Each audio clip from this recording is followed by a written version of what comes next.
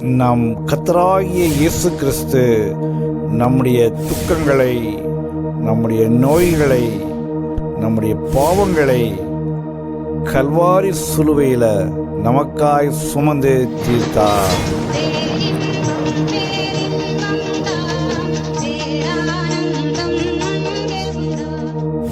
இந்த பேரின்ப நேரத்திற்கு உங்கள் யாவரையும் அன்பாய் அழைக்கிறோம்.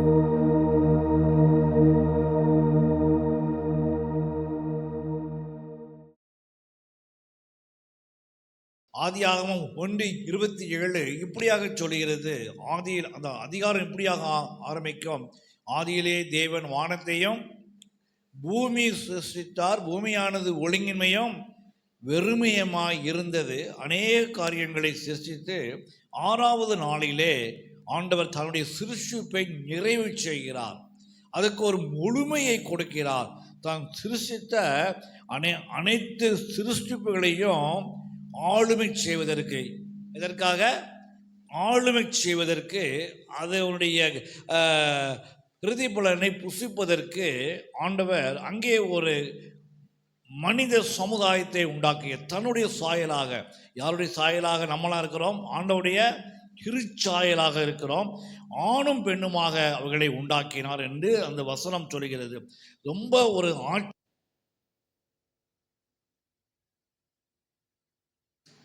உங்களுடைய உள்ளத்துல பாருங்க, ஆண் எவ்வளோ நம்ம மேல அன்புள்ளவர் என்று. நம்ம ஒரு காரை உண்டாக்குறோம், இல்லை நம்ம ஒரு ஃபோனை உண்டாக்குறோம், நம்ம ஒரு அழகான கட்டடத்தை உண்டாக்குகிறோம், இல்லை நம்ம ஒரு அருமையான அக்ரிகல்ச்சர் லேண்டை உண்டாக்குறோம்னா அந்த லேண்டு நம்மளை உண்டாக்குமா? அது உண்டாக்க முடியாது. இல்லை நம்மளை மாதிரி இருக்க வேண்டும் என்று அது ஆசைப்படுமா? கிடையாது. காரை நம்ம செஞ்சால் காரை அதனுடைய என்ன யூஸுக்காக பண்ணுறோமோ அதுதான் பண்ணுறோம், அப்படி தான் செய்யும். அது ரிவர்ஸ் பண்ணாது. அது நம்மை போகிற இன்னொரு மனிதன் என்ன செய்ய முடியாது, அதால் உண்டாக்க முடியாது. அதுக்கு அவசியம் இல்லை, அது நடக்காத ஒன்று. ஆனால் இங்கே பாருங்க, ஆண்டவருடைய திருச்சாயலின்படியாக ஆண்டவர் ஆதாமையும் ஏவாளையும் உண்டாக்கி அதன் மூலமாக தன்னுடைய சிருஷ்டிப்பை அவர் தொடர்கிறார். மத்தேயு சுவிசேஷம் வரும் பொழுது அங்கே மிகப்பெரிய ஒரு ஆச்சரியம் நடக்கிறது. வாசியுங்கள், பிலிப்பியர் 2:7 மிகப்பெரிய ஆச்சரியமாக இருக்கும். பிலிப்பியர் 2:7 அங்கே என்ன நடந்தது? தம்மை தாமே வெறுமையாக்கி அடிமையின் ரூபம் எடுத்து மனுஷர் சாயலானார். அல்லேலூயா. ஆதியாகமத்துல தன்னுடைய சாயலின்படியாக மனிதனை உண்டாக்கி அவனுக்கு ஜீவ சுவாசத்தை அளித்து அதிகாரத்தை கொடுத்து ஆளுமையை கொடுத்து அங்கே அநேக காரியங்களை வாசிக்கிறோம். ஏதேன் தோட்டத்தில் நடந்தது. அப்படியாக ஆதியாகமம் முதல் மத்தேயு சுவிசேஷம் பழைய ஏற்பாடு முழுவதுமாக ஆண்டவர் இஸ்ரவேல் சமுதாயத்தை தன்னுடைய சொந்த ஜனமாக அவரை எடுத்துக்கொண்டு அதை மேலே ஆளுகை செய்கிறார். அவரால் நினைத்த அளவுக்கு அங்கே அவருடைய ஆளுமையை செயல்படுத்த முடியலை, ஆசீர்வாதத்தை கொடுக்க முடியல. அந்த மக்கள் அநேக ஆண்டவருக்கு விரோதமான காரியங்களை செய்கிறார்கள். அங்கே புறஜாதிகள் ஆசீர்வாதத்துக்கு தடுக்கப்படுகிறார்கள். இஸ்ரவேலுக்காகவே ஆண்டவர் போராடுகிறார். அந்த அனைத்து அதிகாரங்களும் எருசலேமை சுற்றி, பெத்லகேமை சுற்றி, இல்லது மிஞ்சி போனால் சிரியா இருக்கும், மிஞ்சி போனால் இந்த பக்கம் பார்த்தீங்கன்னா எகிப்து இருக்கும். அப்படியாகத்தான் பாபிலோன் தேசம், அவ்வளோதான். அதுக்கு மேலே அந்த அதிகாரங்களில் ஒன்றுமே இருக்காது. ஏன்னா ஆண்டவருடைய சித்தம் அப்படியாகத்தான் இருந்தது. ஆனால் மத்தேயு எழுதின சுவிசேஷம் அங்கே ஆரம்பித்த பொழுது தன்னுடைய சாயலாக மனிதனை உண்டாக்கினாரா. இப்போ அங்கே ரிவர்ஸ் ஆகுது பாருங்க. அங்கே என்ன நடந்ததுமா? என்ன நடந்தது ஐயா? மனித அவதாரத்தை தான் உண்டாக்கின, தன்னுடைய சாயலாக உண்டாக்கின மனிதனை போல ஒரு கடவுள் அவர் மனித அவதாரம் எடுக்க வேண்டிய அவசியம் என்ன வந்தது? அவருக்கு கிடையவே கிடையாது. ஒன்று, அதாவது மனிதன் பாவத்தில் இருந்து ரட்சிப்பை அடைவதற்கு, ஒரு உண்மையான சமாதானத்தை அடைவதற்கு, ஒரு பரலோக ராஜ்யத்தினுடைய நம்பிக்கையை அவன் அடைவதற்கு, அது விசேஷமாக எஸ்பெஷலி யூதர்கள் அல்லாத மக்கள், நம்மை போன்ற புறஜாதிகள் மிகப்பெரிய அதாவது ஆசீர்வாதத்துக்கும் அவங்களுக்கும் சம்பந்தமே கிடையாது, வேதத்துக்கும் அவங்களுக்கும் சம்பந்தமே கிடையாது என்கிற நிலையை மாற்றுவதற்காக தான் எதை படைத்தாரோ, தன்னுடைய சாயலாக எதை படைத்தாரோ அந்த சாயலுக்கே அவர் உள்ள வந்தார். வயலாளிலே சொல்லுவோமா, அதுதான் ஐயா மனித அவதாரம் எடுத்த பிறப்பு. என்ன அவசியம் வந்தது அவருக்கு? இது நம்ம படைத்த படைப்பு, இது நம்மை ரிவர்ஸ் பண்ண முடியுமா? முடியாது, யாரும் நினைக்க மாட்டாங்க. ஆனால் தான் உண்டாக்கின மனித சமுதாயம் சாத்தானுடைய பிடியிலிருந்து வெளியில கொண்டு வருவதற்கு, இல்லை அந்தகார வல்லமையிலிருந்து வெளியில கொண்டு வருவதற்கு, ஒரு உண்மையான சந்தோஷத்தை கொடுப்பதற்கு, பாவ மன்னிப்பு நிச்சயத்தை கொடுத்து நம்மெல்லாம் உட்கார்ந்துருக்கிறோமே இவ்வளவு சந்தோஷமாக மிகப்பெரிய ஒரு ஆனந்த சந்தோஷத்தை அடைவதற்கு யாராவது செய்வாங்களா? தான் உண்டாக்கின மனிதன், தன்னுடைய சாயலாக உண்டாக்கப்பட்ட மனிதன், தன்னுடைய சாயலாகவே சிருஷ்டித்த மனிதன் தான் ஏன் உண்டாக்கினோம் என்று அவர் வருத்தப்பட்ட மனிதன். வேறு எதையும் குறித்து இன்றைக்கு வரைக்கும் அவர் வருத்தப்படவே இல்லை. தன்னை உண்டாக்கின மனிதனை குறித்து தான் ஏன் அவனை என்ன பண்ணோம், உண்டாக்கினோம் என்று வருத்தப்பட்டதாக ஆதியாகமத்தில் இருக்கு. அப்போ அந்த மனித அவதாரத்துக்கே அவர் என்ன ஆனார், ரிட்டர்ன் ஆகிறார். தன்னுடைய குமாரனை கொடுக்கிறார், தன்னுடைய செல்ல குமாரனை அவர் என்ன பண்றார், உலகத்துக்கு அனுப்பி அவர் மனிதனாக பிறந்த நாள் தான் என்னது, கிறிஸ்மஸ். எல்லாரும் சொல்லுங்க, அது சாதாப்பட்ட நாள் கிடையாது, அது சாதாப்பட்ட கொண்டாட்டம் கிடையாது. ஏதோ போடுகிற உடையிலும், சாப்பிடுகிற பதார்த்தங்களிலும், இல்லது கிரிட்டிங்ஸிலும், இல்லது வாழ்த்துக்களை சொல்வதிலும், ஏதோ பாடிக்கொண்டு போவதிலும் மட்டும் அது ஒரு செர்மனியாக யாரும் எடுத்துடாதீங்க. கிறிஸ்மஸ் கொண்டாட்டத்தை ஏதோ கொண்டாட்டம் என்று மட்டும் எடுத்துடாதீங்க. இல்லது ஆர்த்தோடாக்ஸாக செர்மனியாக வழக்கத்தின்படி கேலண்டரில் போட்ட ஒரு கொண்டாட்டம் நம்முடைய கிறிஸ்மஸ் அல்ல. எல்லாரும் சொல்லுவோமா, இது நல்ல முடிவு பண்ணிக்கோங்க. மற்றவங்க சந்தோஷமாக இருக்கட்டும், ஆனால் கிறிஸ்மஸ் என்பது ஏதோ ஒரு சாதாரண ஒரு நெகிழ்ச்சியான கொண்டாட்டம் அல்ல, அது ஒரு நெகிழ்ச்சியான கொண்டாட்டம். எத்தனை பேர் ஆமேன் சொல்கிறீங்க? நம்மை பாதிக்கிற நெகிழ்ச்சியான கொண்டாட்டம், ஏதோ கடந்து போகிற, ஏதோ ஆண்டுக்கு ஒரு முறை கொண்டாடுகிற கொண்டாட்டம் என்று இன்னைக்கு நல்ல முடிவோடு செல்வோம். ஏன்னா நம்முடைய வாழ்நாளிலே நம்ம அநேக பிறந்த நாளை கொண்டாடுகிறோம். நம்ம பிறந்தநாளை கொண்டாடுறோம், நம்முடைய அண்ணன் தம்பி பிறந்தநாளை கொண்டாடுறோம், நம்முடைய நம்முடைய கணவருடைய பிறந்தநாளை கொண்டாடுறோம், இல்லை நம்முடைய ஸ்கூலில் படிக்கிற பிள்ளைகளுடைய பிறந்தநாளை கொண்டாடுறோம், தலைவர்களுடைய பிறந்தநாளை கொண்டாடுறோம், எத்தனை பிறந்தநாளை கொண்டாடுறோம், நல்ல சந்தோஷமாக இருக்கும். ஆனால் அதுக்கு இல்லாத முக்கியத்துவம் நம்முடைய ஆண்டோடைய பிறந்தநாளுக்கு நம்ம கொடுக்கிறோம். என்ன காரணம் சொல்ல முடியுமா? என்ன காரணம்? எத்தனையோ பிறந்தநாளை கொண்டாடுறோம், எவ்வளவோ பார்ட்டிஸ் போய் அட்டன் பண்ணுறோம், நம்மளை அழைக்கிறாங்க, நம்ம போகிறோம். ஆனால் அந்த பிறந்தநாள் கொண்டாட்டம் அன்னையோடு என்ன செஞ்சது, முடிஞ்சது. சாப்பாட்டோடு முடிஞ்சது, ஒரு வாழ்த்துக்களோடு முடிஞ்சது. இல்லை மிஞ்சி போனால் ஒரு நாள் எக்ஸ்டெண்ட் ஆகும். அதுக்கு பிறகு நம்ம அதை குறித்து என்ன செய்ய மாட்டோம், அதிகமாக பேச மாட்டோம். அது நம்மளுடைய வாழ்க்கையோடு என்ன செய்யாது, அது இணைக்கப்படாது. ஏதோ சந்தோஷத்துக்கு இருப்போம், ஆமாம் எல்லாரும் என் பிறந்தநாள் உங்கள் பிறந்தநாள்னு சொல்லி. ஆனால் என்ன பிரச்சனைனா, ஒவ்வொரு பிறந்தநாள் ஆக ஆக இந்தியாவில் மிகப்பெரிய ஒரு பிரச்சனை, வயது என்ன செய்யும், ஏறிக்கொண்டே போகும். அது பெரிய பிரச்சனை. அது இந்த பிறந்தநாள் சந்தோஷமாக இருப்போம், ஆனால் உங்களுக்கு அறிந்தோ அறியாமலோ நீங்கள் வயதில் என்ன பண்ணுறீங்க, முன்னேற்றத்தை அடைந்து கொண்டே. ஆனால் கிறிஸ்துமஸ் அப்படி கிடையாது. நல்லா யோசித்து பாருங்க. இந்த கிறிஸ்துவோடைய பிறப்பு ஏதோ நம்மை கடந்து போகிற பிறப்பு அல்ல, அது நமக்குள் கடந்து வருகிற பிறப்பு. பயத்திறந்து சொல்லுங்க, அது ஏதோ கேலண்டர் படியாக, மாதக்கணக்கு படியாக நம்மை கடந்து போகிற பிறப்பு அல்ல, அது நமக்குள் உணர்வு ரீதியாக கடந்து வருகிற பிறப்பு. எல்லாரும் ஆமேன் சொல்ல முடியுமா? என்ன பிறப்புனா, மனிதனுடைய வாழ்க்கையில் வாசியுங்கள், லூக்கா எழுதின சுவிசேஷம் 2வது அதிகாரத்தில் 10வது வசனம். தயவு செய்து அப்படியே ஃபாலோ பண்ணுங்க. ஒரு சந்தோஷமான காரியங்களாக நம்முடைய உள்ளங்களை அவைகள் மாற்றும் வசனங்கள் வாசியுங்கள். தேவதூதன் அவர்களை நோக்கி, பயப்படாதிருங்கள், இதோ எல்லா ஜனத்துக்கும் மிகுந்த சந்தோஷத்தை உண்டாக்கும் நற்செய்தியை உங்களுக்கு அறிவிக்கிறேன். அல்லேலூயா. அதாவது அதுவரைக்கும் வேதாகமத்துல எத்தனையோ வசனங்கள் எழுதப்பட்டிருக்கிறது. இஸ்ரவேல் ஜனங்கள், ஆபிரகாமுடைய சந்ததி, ஈசாக்கு யாக்கோபுடைய சந்ததி, இல்லது எப்ராஹிமுடைய சந்ததின்னு சொல்லி தான் அநேக வசனங்கள் இருக்கும். இஸ்ரவேல் மக்கள் யூதா தேசம் தான் இருக்கும். ஆனால் இந்த இடத்துல பார்த்தீங்கன்னா புதிய ஏற்பாடுடைய எந்த கிறிஸ்துவோடைய பிறப்பு வந்ததோ அன்றைக்கு புதிய ஏற்பாடும் ஆரம்பித்தது. ஆமீன் சொல்லுங்க. அங்கே தான் வசனம் இருக்கும், எல்லா ஜனத்துக்கும். எல்லாம் வாயை திறந்து சொல்லுங்க. குறிப்பிட்ட ஜனம் அல்ல, அங்கே அமெண்ட்மெண்ட், அங்கே மிகப்பெரிய திருத்தம் கொண்டு வரப்படுகிறது. எல்லா ஜனம். வாயை திறந்து சொல்லுங்க.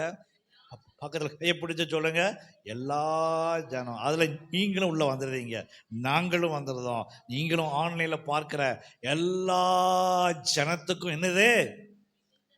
மிகுந்த சத்தமாக சொல்லுங்க, எல்லா ஜனத்துக்கும் மிகுந்த. நான் உனக்கு கேட்குறேன், எல்லா கூட்டங்களிலும், எல்லா எழுத்துக்களிலும், எல்லா செய்திகளிலும் சந்தோஷத்தை குறித்து சொல்கிறாங்க. மக்கள்லாம் சந்தோஷம் அடைந்தார்கள், மக்கள் எல்லாம் மகிழ்ச்சியாக இருந்தாங்க.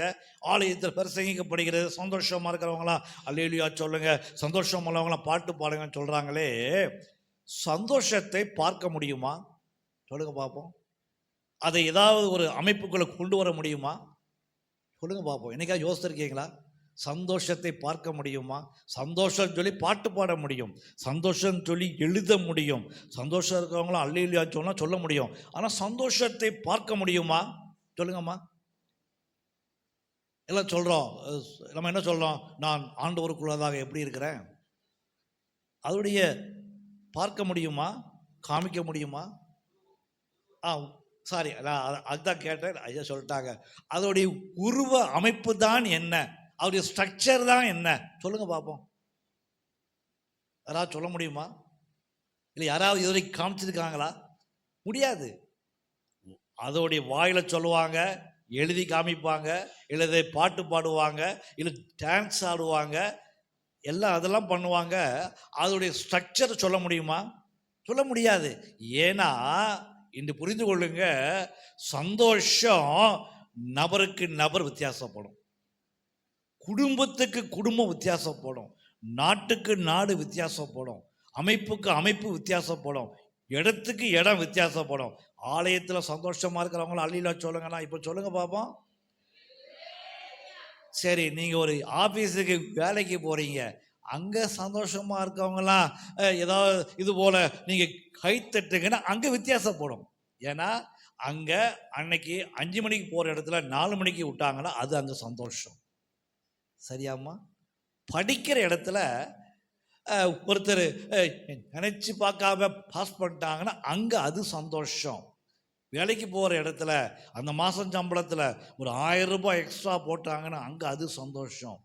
ஆலயத்தில் 9 மணிக்கு பிரசங்கத்தை முடிக்கிற இடத்துல 8:45க்கே முடிச்சுட்டாருன்னா இங்கே இது சந்தோஷம்.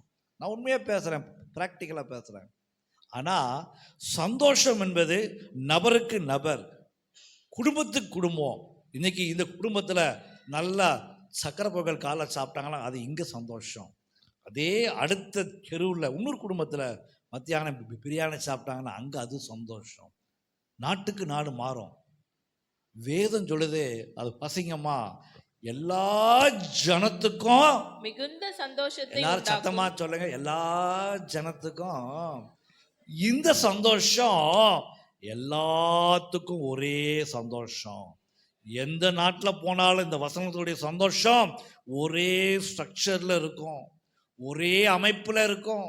ஏன்னா நீங்க நினைக்கிற அமைப்பு மாறி ஆண்டோடைய வார்த்தை, அவருடைய பிறப்பு, இந்த உலகத்தினுடைய சமாதானத்துக்கான பிறப்பு உள்ளத்திலே பிறக்கின்ற பொழுது அது எத்தனை மாறுபட்ட அமைப்புகளாக இருந்தாலும் அங்கே அந்த சந்தோஷம் உள்ளத்தை ஆட்கொள்ளும். ஆமென் சொல்லுங்க. உங்களுடைய கவலை, உங்களுடைய கண்ணீர், உங்களுடைய பிரச்சனைகள், உங்களுடைய வாழ்க்கையில எந்த நடைமுறை சாத்தியங்கள்ல இருந்தாலும் ஆண்டவருடைய பிறப்பை, ஆண்டவரை சொந்த இரட்சகராக, ஆண்டவருடைய பிறப்பு எனக்காகத்தான், அவர் மனித அவதாரம் எடுத்தது எனக்காகத்தான், அவர் மனிதனை படைத்தவர் அந்த மனிதனுடைய அவதாரத்திலே வர வேண்டும் என்றால் எத்துணை பெரிய தியாகத்தை அவர் செய்ய வேண்டும் ஐயா. அந்த பிறப்புடைய சந்தோஷம் கண்டிப்பாக இந்த வசனத்தின் அடிப்படையில், இந்த வார்த்தைகளின் அடிப்படையில் அனைவருக்கும் பொதுவானதாய் மாறுகிறது. எல்லாம் கரங்களை தட்டி சொல்லுங்க, அந்த சந்தோஷத்தை இன்று நம்ம அனைவரும் ஏற்றுக்கொள்ள வேண்டும். ஆண்டவரை நேசிக்கிற எனக்கு அன்பான சகோதரனே, ஒருவேளை நீங்க சொல்லலாம், எனக்கு தேவையில்லை, நான் நல்லா இருக்கிறேன், எனக்கு எல்லாம் இருக்கிறது. வாழ்த்துக்கள், இன்னும் நல்லா இருங்க. உங்களுக்கு தேவைப்படுகின்ற பொழுது, ஏதாவது ஒரு சூழ்நிலையில உங்களுடைய வாழ்க்கையில சந்தோஷம் தேவைப்படுகிற பொழுது, அதே போல சமாதானம் அதை ஸ்ட்ரக்சர்ல கொண்டு வர முடியாது, அதை ஒரு அமைப்பில் என்ன செய்ய முடியாது, உருவத்தில் அடக்கி. எது சமாதானம் சொல்ல முடியுமா? யாராலையும் சொல்ல முடியுமா? சொல்ல முடியாது.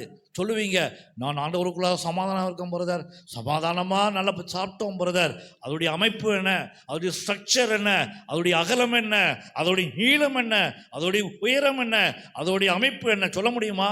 சொல்ல முடியாது, யாராலையும் சொல்ல முடியாது. இங்கே சமாதானம் பேசுகிறவங்க அந்த கேட்டில் போகிறதுக்குள்ள ஒரு ஃபோன் வந்தால் உங்களுடைய சமாதானம் மாற ஆரம்பிக்கும். தடுமாற்றம் அடை. ஃபோன் பேசிக்கிட்டு இருக்கும் போதே அந்த முகப்பாவனை மாற ஆரம்பிக்கும், சத்தம் உள்ளே போகும். நான் எவ்வளோ பேரை பார்த்துருக்குறேன், அப்படியே முகெல்லாம் வித்தியா, இப்படியா, அப்புறம் அப்படியே பேச்சு இங்கேருந்து அங்கே போகிறதுக்குள்ளே மாறிடும். ஆனால் ஆண்டவர் கொடுக்குற சமாதானம் அது நித்திய சமாதானம்.